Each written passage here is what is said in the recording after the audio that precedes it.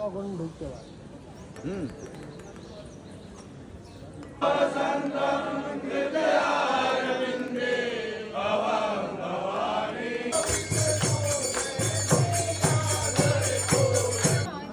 अगर रुपाली नाही त्यांचं कोचिंगचं फोटो ठीक आहे उचल ना हा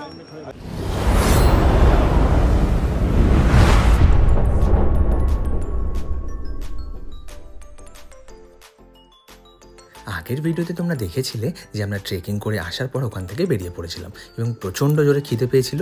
তো রাস্তায় একটা ভালো রেস্টুরেন্ট দেখে আমরা ওখানে ঢুকে পড়েছিলাম।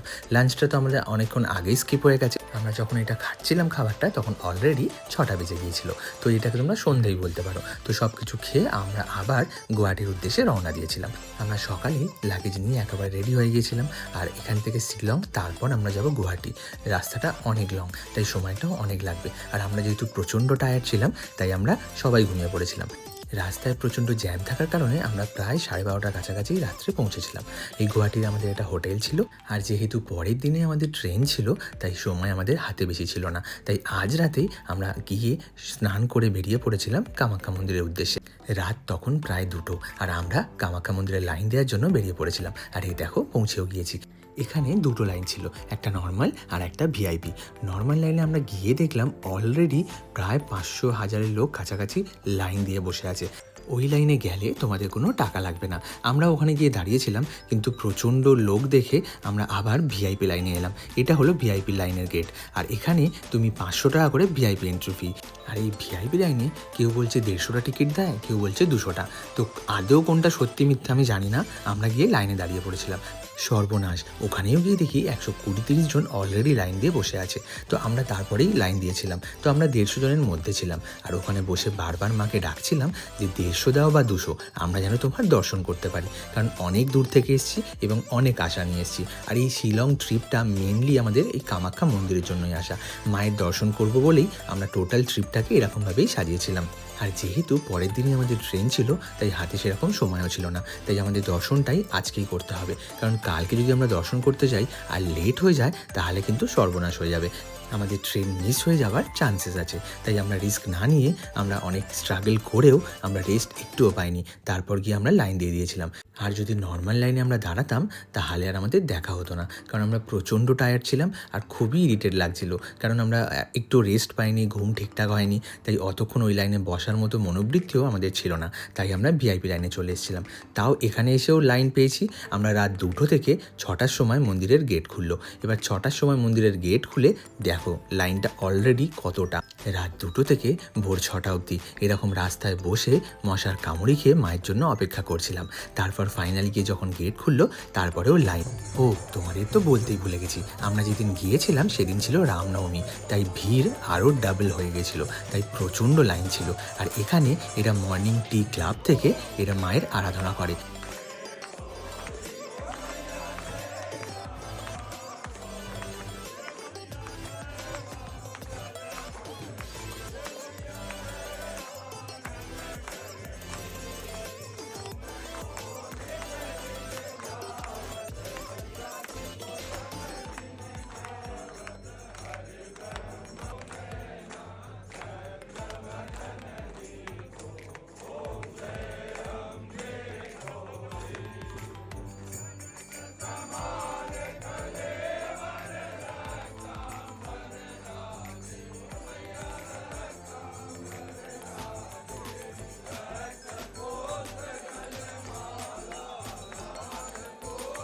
ফাইনালি 8:30টার সময় টিকিট হাতে পেলাম। তারপর আমরা ভাবলাম এখনই দর্শন হবে, কিন্তু সেটা নয়।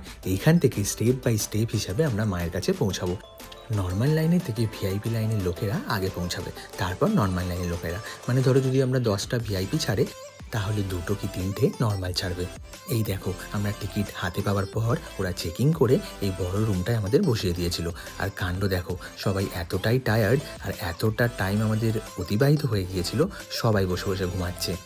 তোমরা যারা পুরো ভিডিওগুলো দেখেছো আগের তারা তো জানো আমরা ট্রেকিং প্রায় 8 ঘন্টার কমপ্লিট করে বেরিয়ে পড়েছিলাম।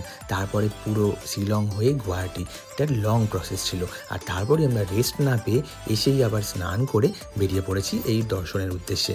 তারপর এখানেও রাত 2টো থেকে 8টা সাড়ে 8টা বেজে গেল, আমরা জাস্ট এন্ট্রি করেছি, এখনও মায়ের দর্শন করে উঠতে পারিনি।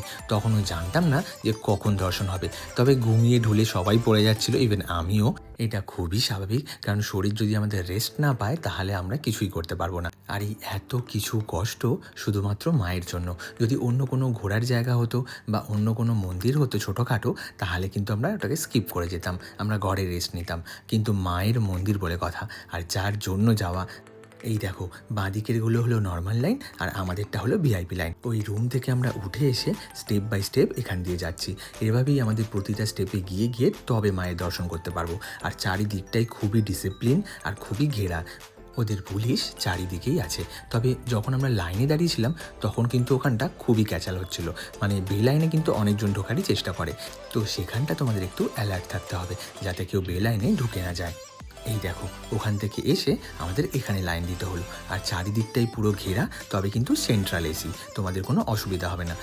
এরপর তো আর ক্যামেরা করা অ্যালাউ নেই, তাই তোমাদের সাথে সেটা শেয়ার করতে পারলাম না। আর তারপর আমাদের পুজো দেওয়া কমপ্লিট, অনেক সুন্দরভাবে মায়ের দর্শন করেছি, একবার নয় দুবার করেছি। প্রায় 8 ঘন্টার কাছাকাছি আমরা ভিতরে ছিলাম, তো সুন্দরভাবে মায়ের দর্শন করতে পেরেছি, এটাই অনেক। আর তোমরা তো সবাই জানো কামাখ্যা মা কতটা জাগ্রত।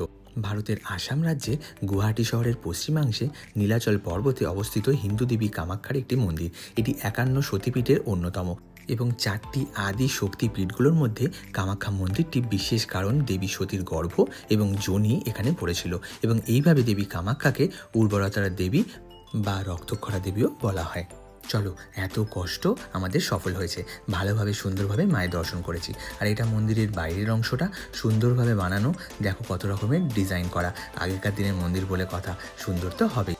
তবে এখানে একটা নতুন জিনিস দেখলাম, এখানে পায়রা বলি দেওয়া হয়, পায়রাগুলো বাইরে বিক্রি হয়, তোমরা তোমার সাধ্য মতো পায়রা কিনতে পারো। প্রথমে আমরা যখন লাইনে দাঁড়িয়েছিলাম আমরা বুঝতে পারিনি যে পায়রাগুলো কেন খাঁচায় আছে, তারপর ভিতরে যখন মন্দিরে ঢুকলাম তখন দেখলাম যে পায়রা বলি দেওয়া হচ্ছে, এবং তার সাথে আমরা মহিষ বলিও দেখেছি। এটা মন্দিরের বাইরের অংশ, এবং আমরা একটা রাউন্ড দিয়ে নিচ্ছিলাম, এবং বাইরে একটা গণেশের মূর্তিও আছে, সেখানেই সবাই দর্শন করছিল, তো আমরাও সেটাই দর্শন করে নিচ্ছিলাম। ফাইনালি আমরা সব পুজো দিয়ে কমপ্লিট করে 11:30টায় মন্দির থেকে বেরালাম, মানে রাত 2টো থেকে বেলা 11:30। কতটা টাইম লাগলো বুঝতে পারলে তো। একে তো রামনবমী ছিল, তার জন্য একটু বেশি ভিড় ছিল, তবে এখানে ভিড় নাকি সবসময় থাকে, অমাবস্যার সময় এখানে খুব বড় মেলাও হয়। এটা হলো মন্দিরের এক্সিট গেট, এখান থেকে বেরিয়ে আমরা একটু পেট পুজো করে নেবো, কারণ সেই আমরা খেয়েছিলাম আগের দিন সন্ধ্যাবেলায় ওই রেস্টুরেন্টে, আর তারপর এসে তো সময় পাইনি, আর পুজো দেবে বলে আমরা স্নান করে কিছুই খাইনি। যেহেতু 11:30-12টা অলরেডি বেজে গিয়েছিল, তাই মা বাবা আর কাকিমা ভাত খেয়ে নিয়েছিল, কাকা খেয়েছিল পরোটা, এবং আমি আর ভাই খেয়েছিলাম কচুরি। মন্দিরের সামনে একটা দোকান ছিল, সেখানে খেয়ে নিয়েছিলাম, আর এখানে তো সবই নিরামিষ, তাই কোনো চাপ নেই। বন্ধুরা, ভিডিওটা কেমন লাগলো? আশা করি তোমাদের ভালো লেগেছে। ভালো লেগে থাকলে অবশ্যই একটা লাইক অ্যান্ড কমেন্ট করে দিও। তোমরা ভালো থেকো, সুস্থ থেকো, অ্যান্ড কিপ স্মাইলিং।